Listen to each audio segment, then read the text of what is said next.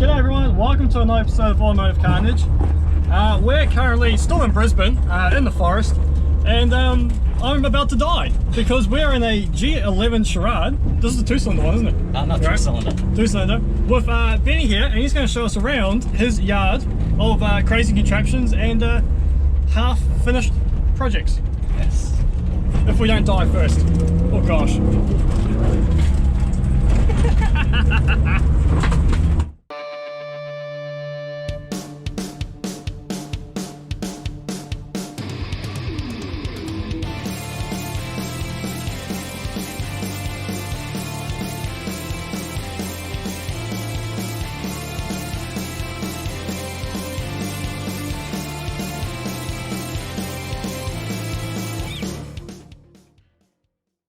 Okay, so here is what we have come to actually work on and to see. And no, it's not the XC Ute, which under the tarp, that's quite interesting. What's the story behind this one again? This one is a genuine factory V8. And the interesting thing is we ran the tags, because it still has tags, it was optioned with everything. So this was effectively a GXL Ute. And it's a 1979, very last of them. Which is really, really cool. So I wonder if they did that as like a bit of a run-out model, just chuck all the options in there. Maybe, or it was special optioned, which is sort of what we're thinking. Yeah. And it's an interesting color as well, pine and lime. Pine and lime, so it is a bit under tarps here, and there's not too much rust in this one. The only rust is in the sills, and the other side is dented on build. Sills down in there. It's a bit suddenly taking my head out of the way, and you can see a bit of rust in there. But yeah, the other side, let's have a look at that. That's quite a bit of a doozy of a hit, but yeah, fully optioned Ute, which is really quite interesting. So yeah, that's had a look at the banana door. That's a decent size banana, and it's bright yellow, so that works. And the dent back here has actually bent the body slightly, but it's fixable. That's going to be an interesting fix.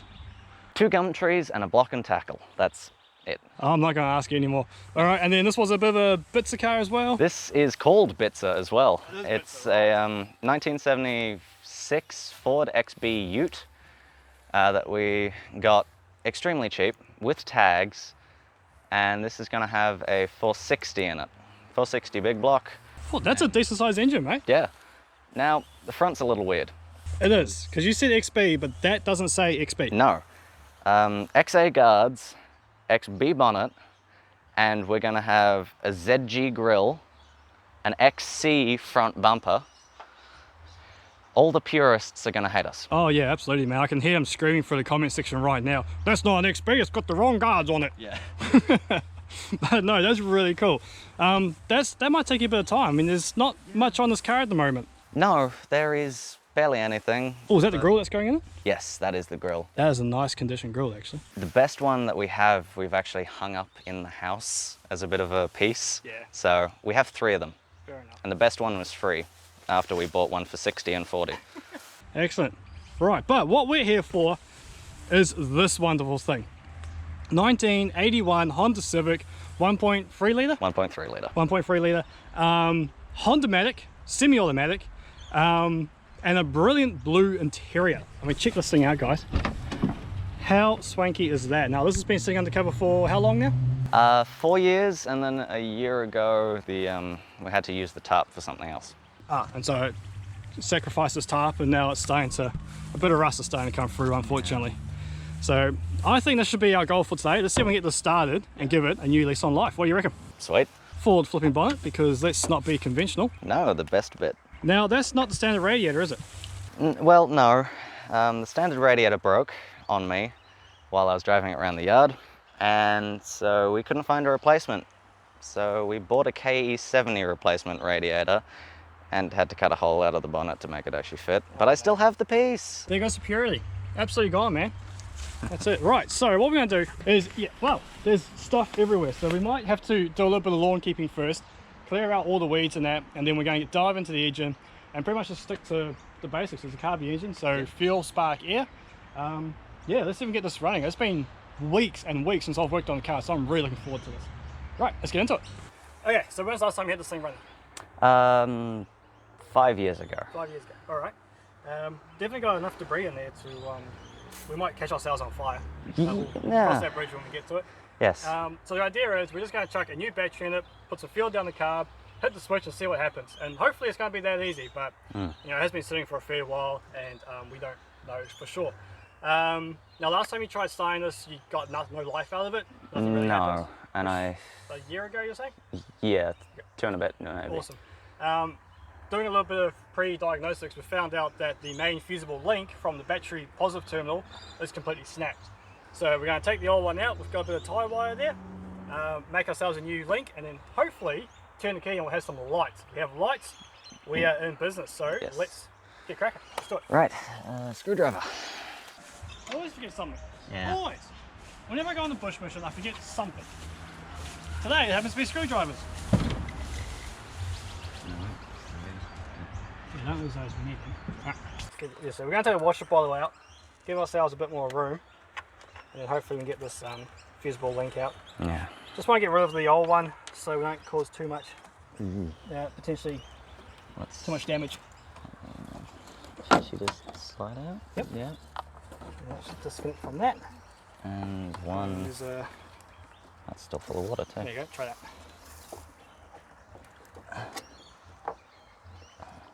Don't want to play games? Oh, it's shifting. Yep, it came off the other end. Oh, okay. That works. Okay, that's one step closer. That's a lot easier now. Put that there for now. Get rid of the other half. Crikey. Should I grab a can of... WD? Yeah. What do you got?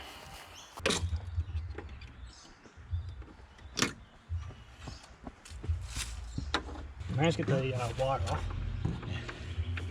So we start making our link from this end. May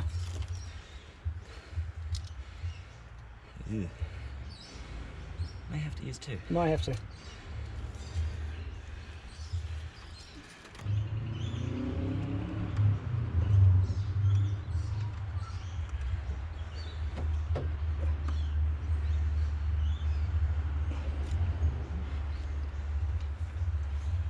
That will do. Suck it back in. Bend it around, tighten them both. Take two.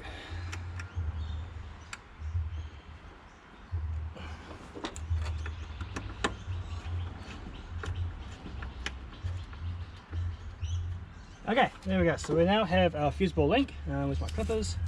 We'll get rid of this excess. We don't want that. We don't want extra reasons for us to catch on fire. Nope. Right. That one tight. Yeah. Tighten that one up.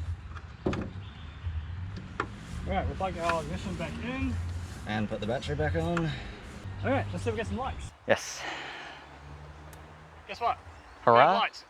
There was even a little noise here. Excellent. Oh. Right. Shall I turn it, see what happens? Sure. Oh, okay. That's a dodgy switch. Yeah. It kind of spins in the spot. Yes, that was... And the original starter motor actually had done... Oh, come on.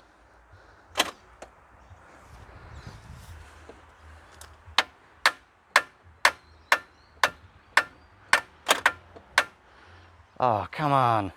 We might have to hotwire it after all. Yeah. Because it's engaging, but I'm not sure if it's spinning. No, it just engages and then... Huh. You watch the belts on the other side, see if how far they spin it off? Yeah, just check if it's not locked. Not at all. They're not spinning? No.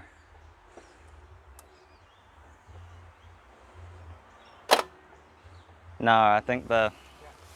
Might have to see if we can spin it by hand. Try to free it up. Yeah. Okay. Oh, at least we have power now, so that's good. That's good. Starter motor wants to work, so you haven't fried that. Do you know which way the engine spins? Either or? Nah, will the owner's manual tell us? Maybe. Okay, so a bit of a status update. We've just pulled all the plugs out so we can rotate this engine a bit easier. And number 4, yeah, it's looking a little bit discoloured there, so moisture's got into the cylinder. Hopefully not a blown head gasket, but we'll keep going, cracking on anyway, see what we go. The other ones are okay, they just got carboned up real bad, so we'll give them a bit of a wire brush before we chuck them in. So yeah, they're all pulled out. We've put the leads still in the correct order because I have no idea what the firing order is or how to set it again. At least it would be in the manual. We do have a manual, that's right. So now the next thing is to get our hand in there to find out what size bolt the crank bolt is. But there's a lot of spiders and stuff here. I don't really want to stick my hand in there. You want to volunteer? Sure. I didn't expect you to say yes. Oh, good. There you go. You feel what size the bolt is. It's a long way down. You got smaller hands than me as well. Did I tell you that I'm horrible at judging sizes? Oh, now you tell me. Go on, give us a guess. 18? 18? I got 19 here. We might have to jack this up so we get the wheel off, because there's a little access hole in the chassis rail there. Otherwise, I don't think we're going to be able to get in there too easily. Worst came to worst, drag this out the way, drag this forward. That actually might be a good idea. Ah. We should probably do that. You'd think we'll be onto this, but hey, even though I'm in the city, we're still in the bush. Okay, we'll figure something out anyway. Once we start rotating it, we'll bring you guys back. Okay, so here's where we're at. We have lights and we have power going through the car. So all the fuses and the electronics side of things is going really well. The starter motor wants to go, but it's doing one click and it's just not rotating. So we assumed that the engine was seized, and we've just managed to get a breaker bar onto the front pulley. We've pulled all the spark plugs out, as you saw, and I cannot move that pulley at all, so I cannot rotate this engine. It's definitely seized. I'd say that water has got into that number 4 cylinder and it's rusted the sidewall enough that I can't move it. So what we're going to do is we're going to pull the banana ute out of the way, and then we're going to pull this out into the open so we can work on it a bit easier, but also hopefully we can chuck it into gear, skull drag it out, and that will free up the engine. So I know it works on the manual, I've never tried it on the automatic, so we'll give it a crack and see what happens. So yeah, this could be entertaining. It started off pretty simple, but yeah, now this is getting a little bit more difficult, but we haven't given up hope yet. I still reckon this engine will run. We just gotta free it up and get it back to life, that's all. We'll get there.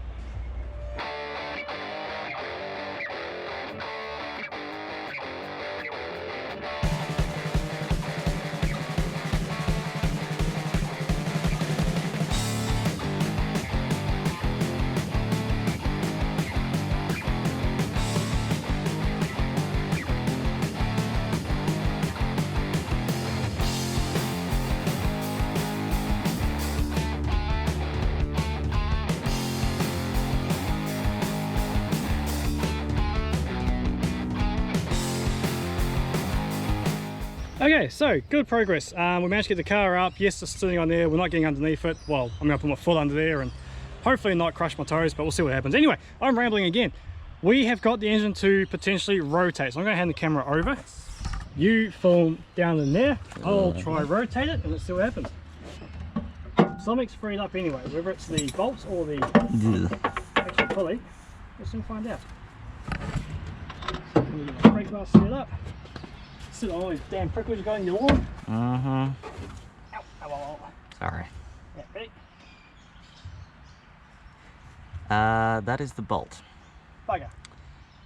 Nothing's moving, and I'm pretty sure the bolt's about to shear. Well, that's not good. No.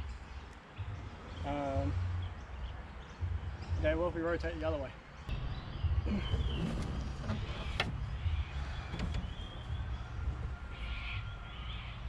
That is stuck. Nothing? Nothing. I'm not going to get any more because we'll just break the bolt. May have to abandon ship. Not yet, my young Padawan, not yet. So the starter motor is on top of the engine. So if we pull the starter motor, we can get through the ring gear. Yeah. And we might have got a massive crowbar that we might be able to spin it that way. Yeah. If that doesn't work, then yes, we might have to abandon the ship. Yeah. Put some diesel or something down the ports and let it sit overnight or a couple of days. Yeah. So yeah, here's hoping this works. So we'll take the starter motor off. Yeah, we'll get back to you guys soon. Okay, so here's where we're at. The engine is seized and we can't get it to rotate. So we've pulled the starter motor off. It looks very tidy in there. The teeth are not too eaten or damaged. Can you see that? If we put your right in there. So it's nice and healthy in there, but it's still very much seized. So we've just put a bit of ATF down the barrels to hopefully try lubricate the rings and get it to free up a little bit, and then we'll whack the starter motor back in and hotwire the ignition, so we just keep clicking it and hopefully kick it into life. Well, get it to rotate, I should say. Coming into life is the next stage. So while we wait for the ATF to seep into the rings and all that, into the chambers, balls. Yeah, ball. Oh, I've been at this too long, I'm a bit tired now. We are going to go have a look around at your wonderful collection here. So, a little bit of modern stuff to start us off with. Yeah. I see lots of intercoolers, I see very fat tires. Something tells me you do a bit of racing. Yes, my dad is one hell of a drag racer. He loves it. He's not anything cool, but he's been doing it since the 80s and it's absolute fun. Turbo? Yep, BA 2005 Mark II turbo, 4-speed automatic. This has got 90,000 Ks on it, despite how it looks. I know, it's been sitting under these trees for a fair while. It actually was facing the other way around where that wagon was. Oh, right. And that's why it's got all on the bonnet. This FG has got some mighty large hoosers on the back of it. Oh yeah. What's the go there? Well, it's used to be a non-turbo XR6 that we then turboed.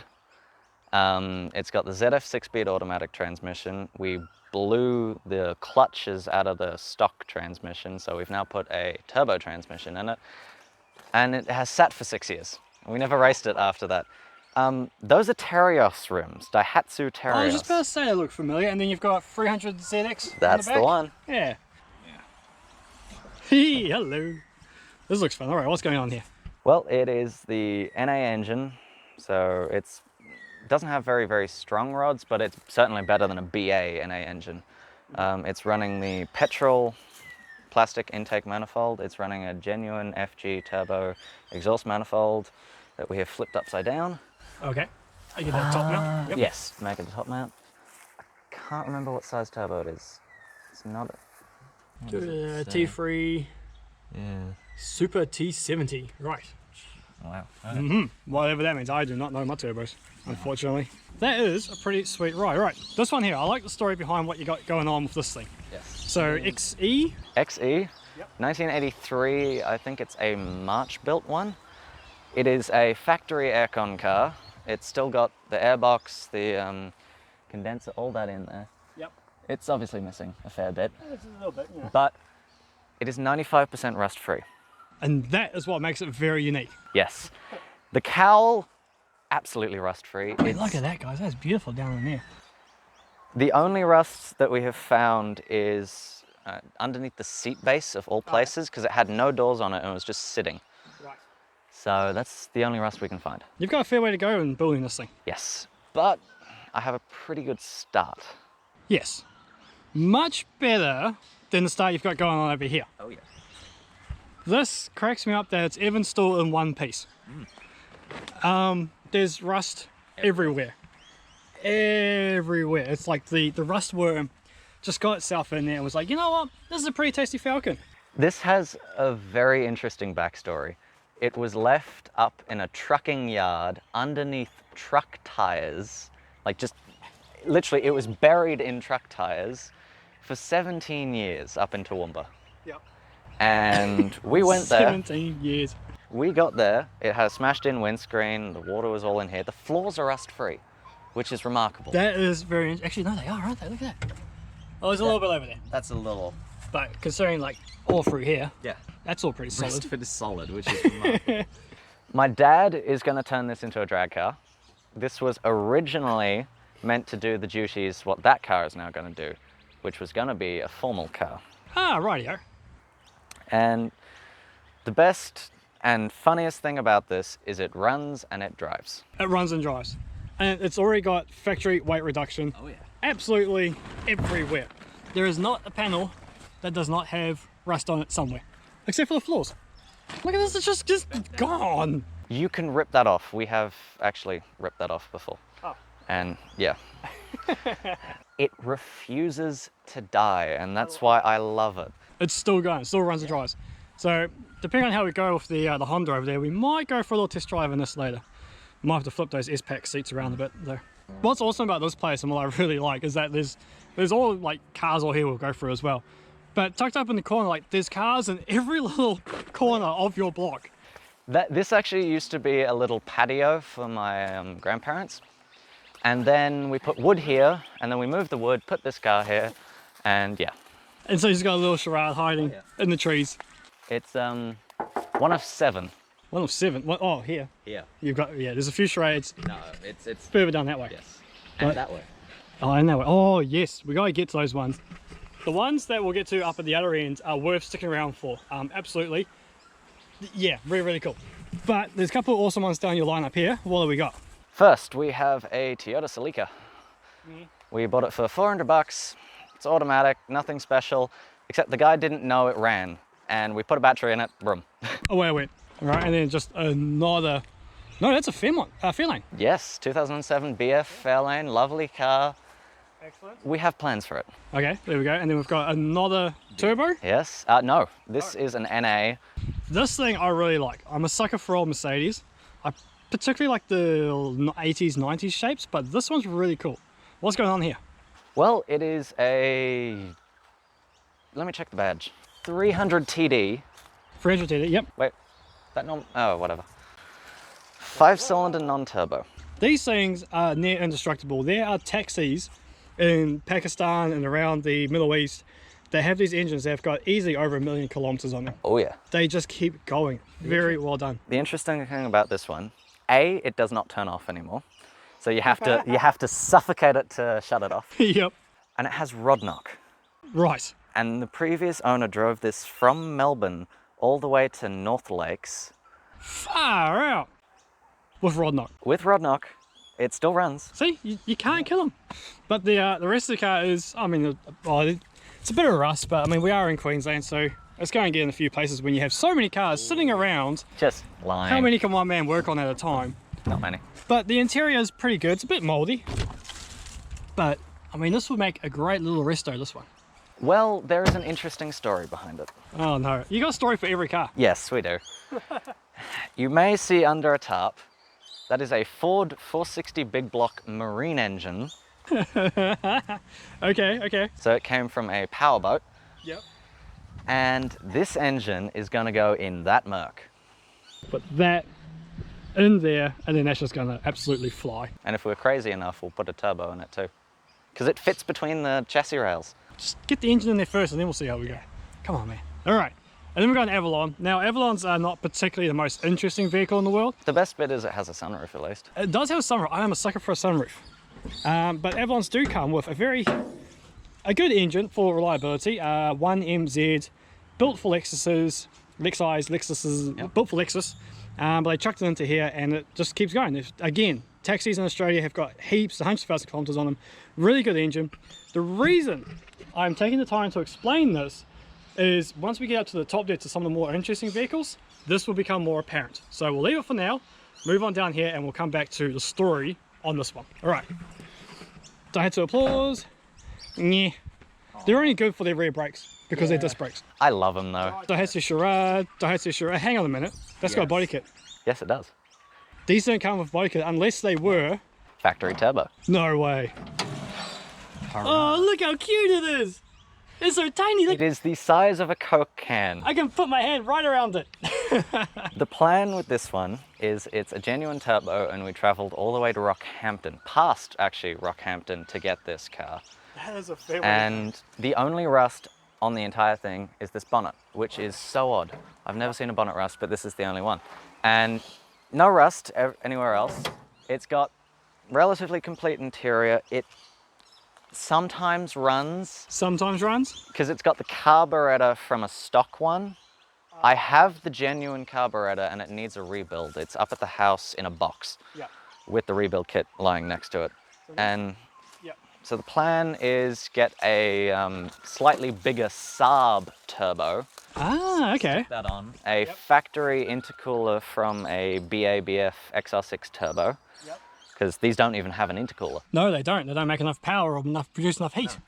My favorite bit about it is a small little turbo dial, well not dial, but a little thing that lights up when you're on boost. Oh, it lights up. So it's not even a boost gauge or anything. It's just, oh, you're in boost now. Yep. I mean, I find these so crazy because they've got wonderful door cards, red carpet. Yeah. These aren't Recaros, but they are awesome. They're awesome. Yeah, a bit flat in there, but nothing a rear upholstery could do. Yeah. How much? I buy off you. I buy now. No. Come on. There's another one up the road. No, I want this one. Actually, I don't need any more cars. I got too many already. I say I got too many, but look, this collection keeps going. Not sure. There's nothing too much going on there. It's just another. It's a Duet. It's a Mark II, and it runs. It drives. It has no brakes. But why do none of your charades have brakes? that one does, and that one. I buy that one now. No. Do you know how hard it was to find one? Yeah, I know. That's why I buy that one now. We all have our vices. You know, his just happens to be charades. Mine, rusty old crack. You know, I can't blame him too much. I learned to drive in an automatic first-gen one. So well, there we go. That's why you like them. Now, this I particularly like. Well, not me so much, but I know Blind Man's going to love this. So, what we've got here, Jace, is a, what year is it again? 1981. 81 Toyota Corona station wagon. Yes, it's your Corona that you've been wanting for ages. Yes, it's a station wagon, which I know you're a sucker for. No, you cannot have it. If I can't have the Turbo Charade, you can't have this wagon. So there you go. What's your plans for this one? Well, Crossflow 250 from a Ford. But it's got a Starfire. Why would you change the Starfire? Well, the interesting thing, we bought this off the original owner, No way. who rebuilt the Starfire. Someone actually rebuilt a Starfire. Yep. Oh my gosh, you can tell too. That is tidy. Yep. And we put a battery in it and we start it up, every year, and it doesn't fail. Yeah. Like, the only thing that has failed on this car is that the driver's door handle won't open the door anymore. But it runs, it drives, it's fun.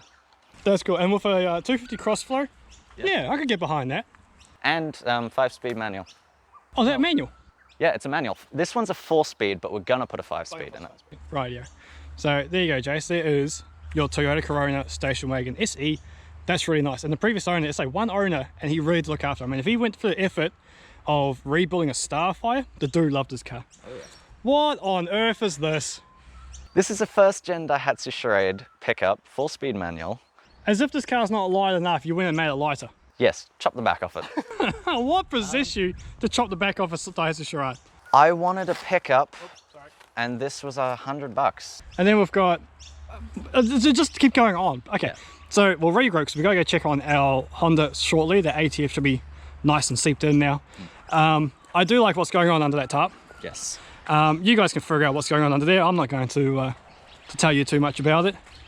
XC GXL. 1978, 77, not sure. Nice, very nice. Nice quacker there as well. Yeah. I know nothing about motorbikes except they're called quackers for some reason. Yeah. All right, let's go to the front yard because, halfway up at least, there is an XC up here, which is very cool. Now, yes, I've already looked under the bonnet of this, and can I say, we need more of this. XC Falcon 500? Yep, 500. But any XA, XB, XC Falcon, please do this. We need to see more of it. So, tell us what is going on under the bonnet here. Well, and what possessed you to do this? Oh yeah! Bearer fits beautifully inside the engine bay. And tell them how easy it was. Extremely. These are the engine mounts and mounting plates from an XG Ute. So those were the ones that looked like an XF but had the SOC engine from the E series. Yeah, that's right. Those bolt straight onto this block. It bolts right in. The transmission cross member is a bit of RHS, but we are upgrading that to a Castlemaine rod shop one because it's a lot beefier. Mm-hmm. But so easy, everything went in. It is wonderful. This is the rough positioning for the battery in the end. It's going to be down here. The radiator from a BA XR8. Although we are going to go to a thicker one. This is just a standard one. Yep, this is also the radiator fan from one. But like, you've got enough room in there as well to play. And the interesting thing is we have deleted, we still have the alternator. We've deleted the power steering. Yep. We've got a idler, water pump. Mm-hmm. And this is the auto tensioner, which normally sits down here. Yep. We've reversed it, flipped it, put it where the power steering used to be, and now we're running a VN Holden 3.8 litre belt. Oh, sweet, and it's the right length. Yes. Fantastic. Perfect. Absolutely awesome. So yeah, XG mounts, get rid of the power steering, whack in the VN belt, Use a AU BTR. AU BTR, make your own cross member, which is pretty easy. Just get a straight bit of bar or some tubing or whatever, weld that up, and then it's in there. Bonnet clearance, not a problem. That fits in there as well. Not a problem. I was just about to say, and look at all the room you have. Yes. That is absolutely fantastic, and it clears all the steering and everything. That is the stock NA manifold with a J-pipe on it. J-pipe, and then you've got factory steering box still in there, clears that beautifully. Non-power steering, all that. Plenty of room here for your downpipe. Come on guys, we need to see more of this. It couldn't have worked better. That is absolutely fantastic. Plenty of room there for your intercooler as well. Yes. Oh, the intercooler is here. In there as well. We have had to mount it upside down, and we are going to have to cut through. Oh no, Yeah. what a shame. It's not like there's hundreds of these out in the bush. No, right? Lucky you know someone. Now obviously pride and joys always go under the carport. Well, you work on them all the time. Most of the time. Some of the time. I'm sure you get there. Right, you got enough cars to work on as it is. Yes. This one's awesome. Now, if I duck down, you're going to notice something that is not typical of a Daihatsu Charade, or Charade. That is a Hilux diff. Yes, that is from a 1987 Hilux. So 1987 Hilux. So that's 4.1 limited slip diff. so if that's in the rear, what's in the front? Well, we're mad, as you know. Absolute, good lord, look at that. It's so shiny. It literally does not fit. No. Well, it does actually. Does. That's not fitting. Look, you have had to notch the chassis to fit the front pulley. When you very carefully sort of sand down the grill, you can just get it to fit behind the grill. We've actually tested that. That's your idea of making it fit. Yes. Okay, what on earth is it and why is it in there? Well, it's a 1985 Daihatsu Charade Mark I 4-door. It's just a CX. It had very good interior for a change. And this is a 1992 Ford EB 302 Windsor that we have put a cam, SVO heads on it, shiny everything, carbureted, and it is a hoot. It has the radiators from a Mini Cooper. It's got a EA 4-speed BTR with the bell housing to suit Windsor. And my favorite bit is when it just sticks out so lovely. That does not fit. No. Well, it sort of does. Absolutely awesome, man. I love the ingenuity on that one. This was my first Daihatsu. Oh, this is your first car? This was my first car, technically. It was the car I learnt to drive in as well. It is a 1983 Daihatsu Charade Duet, and it's very dear to my heart. 2-speed automatic, Diamatic, whatever you want to call it, 3-cylinder, 993cc, like all of them have. I love how you say very dear to your heart, and then you went and did this. Yeah, I didn't have an easy time doing this. Oh no, the floor is gone. And you may notice a front K member in there. There is there is a K-frame in it. Now, you guys remember before we said there was a Toyota Avalon down there that had a very nice engine designed for a Lexus? Guess where that's going? In the back of here. And the best bit is we're keeping the Charade engine up the front. We're supercharging it. So it's going to be we're calling it a Y9 cylinder. Why not? Because it's an inline and a V and we've butt them up. And so it's going to be running the 3-cylinder supercharged with the 2-speed automatic. We're removing the handbrake, putting the Avalon shifter backwards. So drive will be all the way forward and park will be all the way back. We're going to have to cram the ECU and everything mounted up here and then cram the rest of the wiring back here because we know Toyotas don't like their wiring getting chopped up.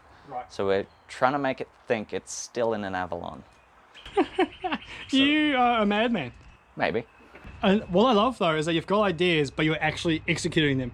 You might be executing, 10, 15 at a time, but they're getting done, which is really, really cool. We started this many, many years ago, and we actually started both of these at a roughly equal time.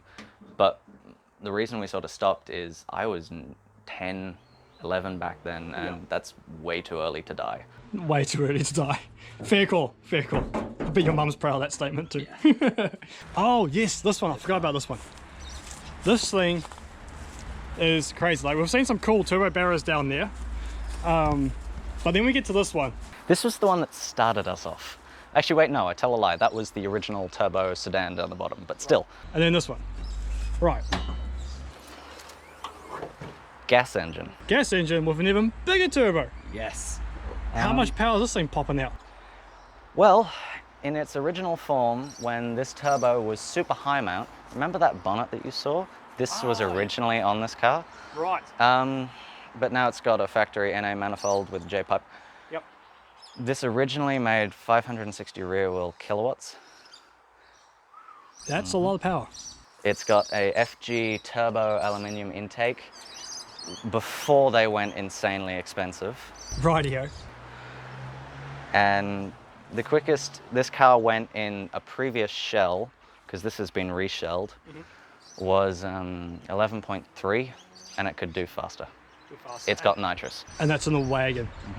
2 tons. 2 tons. 11.3 in a wagon, and you said it has nitrous? Has nitrous. Has nitrous. So there we go. That's to get it off the line, because the turbo takes forever. I could imagine it'll take a while to spool up that big boy. So hopefully by now our ATF has seeped into the cylinders and lubricated up a little bit, so we'll try and rotate this engine again. I'm going to walk backwards so that sun's not in your eyes. So that's just a selection of what Ben and his old man here have worked on. Obviously it's a lot of drag focused vehicles, but my gosh, what an absolute fun playground to be in. I almost walked into the Minty. Yeah. Right, let's go have a look. Okay, here we go. We've got the starter motor back in. We weren't able to turn it with the crowbar. It was still too stiff, so we're going to use the starter motor and hopefully use that to crank it over. Excuse me. Break the seal. We've got a battery hooked up. Do we have lights? Yes. Awesome. Give it a whirl. Let's see what happens.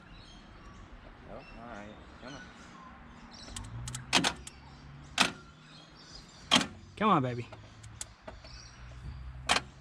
The ignition switch in this is a bit dodgy, so for every 3 turns you might get 1 successful one. Let's see if we can hotwire it. Okay, we found that the light was battery. Light was battery. That was accessories. I think that's ignition.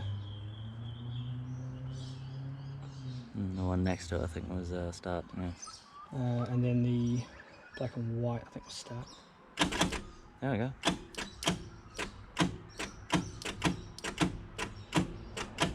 Wow, she's locked. Bugger, it's really seized up shut.